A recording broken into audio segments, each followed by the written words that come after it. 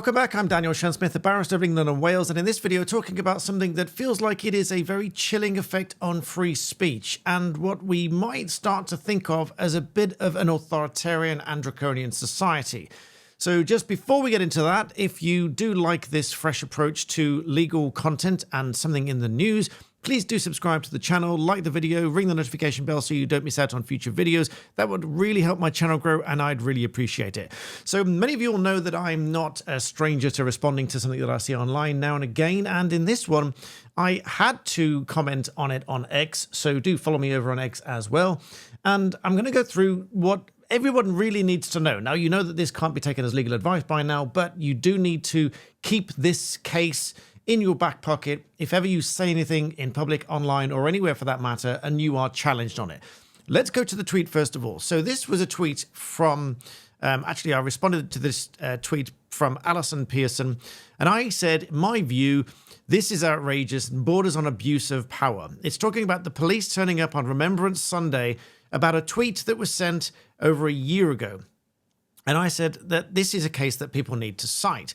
And the long story short is the court in this case said free speech encompasses the right to offend and indeed to abuse another. So let's take a look at what happened first of all. This was the tweet from Alison Pearson. I will link this in the description below.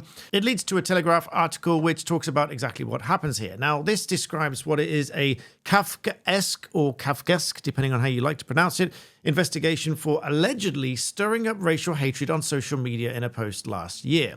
And just as an entirely shameless plug, I do have a number of other channels here on YouTube. One of them is Black Belt Secrets, where I give you my personal views, because I try to avoid opinions here on Black Belt Barrister, although sometimes I do wander into opinion land sometimes, and people call me out for it. I say call me out, it's my channel, I can do what I like, but sometimes I give you my opinions here, but usually I reserve them for Black Belt Secrets. So do pop over there and subscribe there too. I've even started another channel to talk about my business history, making money, creating wealth, that kind of thing. If that is of interest to you, it's my personal channel, Daniel Shansmith, link below, and you can go there and hear all about how I've started businesses, run businesses, because I am not just a barrister.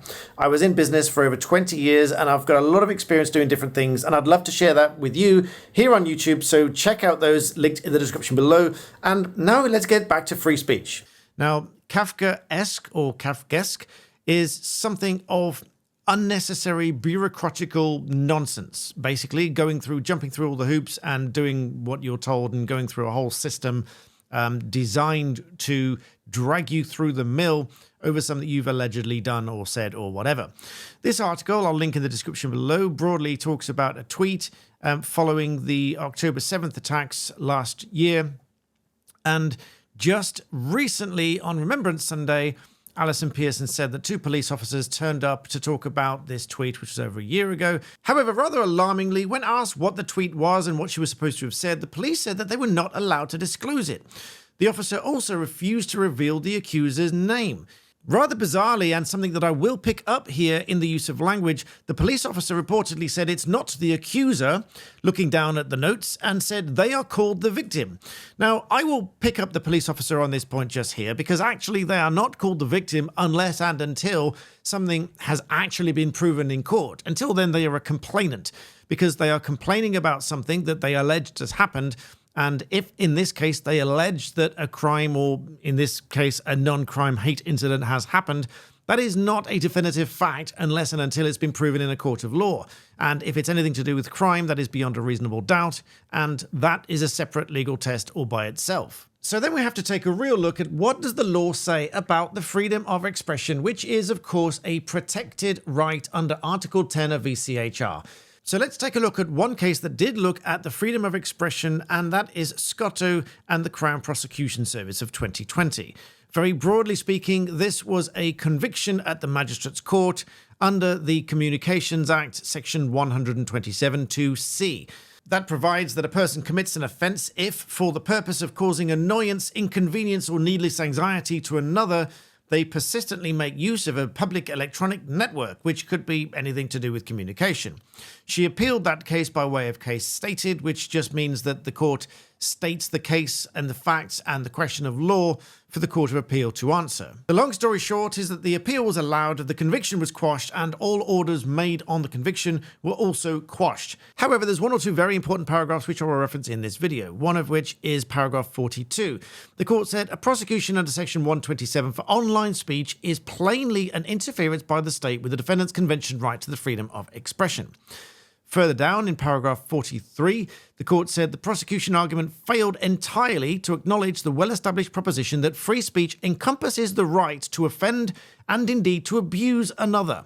The judge appears to have considered that a criminal conviction was merited for acts of unkindness and calling others names, and that such acts could only be justified if they made a contribution to a proper debate. Neither prosecution nor judge considered whether some more demanding interpretation of section 127 or addressed the question of legitimate aim was being pursued, or, more importantly, whether the conviction of this defendant on these facts was necessary, whether it was a proportionate means of responding to some pressing social need. The court concluded at paragraph 54, in short, I do not consider that under section 127 there is an offence of posting annoying tweets. I would reach that conclusion as a matter of domestic statutory interpretation, without reference to the Human Rights Act. But once one takes Article 10 into account, the position is even clearer. For these reasons and those given in the judgment by Justice Warby, with which I agree, I too would allow the appeal and quash the conviction. And even more interestingly in this case, the court thought it necessary to make further comments about this case in general. The court said this appeal illustrates the need for decision makers in the criminal justice system to have regard in cases where they arise to issues of freedom of speech. And just to emphasize one point here, some people in the comment section on occasion say there is no such thing as freedom of speech or free speech in the United Kingdom, with which I absolutely disagree. This is how it's referred to time and time again, and indeed it is in this case here. So continuing paragraph 56, the court said, in that context, I add by way of footnote that when reading the judgment of Justice Nicklin in Hayden, which Justice Warby has cited, I was surprised to read at paragraph 39 that the defendant, who, like Miss Scotto, had been arrested following a complaint made by Hayden, was released on pre-charge bail, one condition of which was that she was not to post on social media anything relating to the claimant. Emphasis added. It will have to be decided in some other case whether a condition of this kind can be justified under Article 10, or Section 3 of the Bail Act.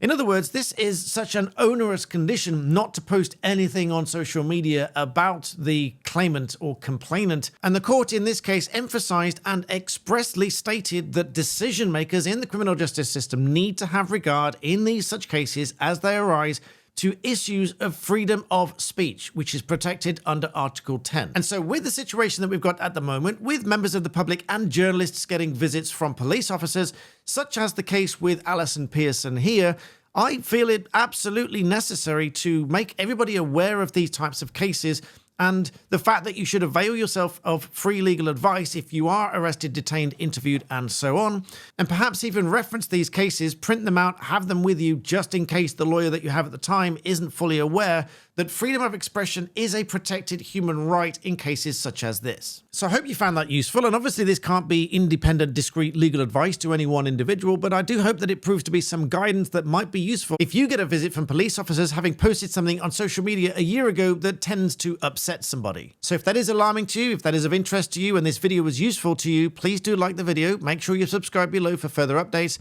and as always, thank you for watching.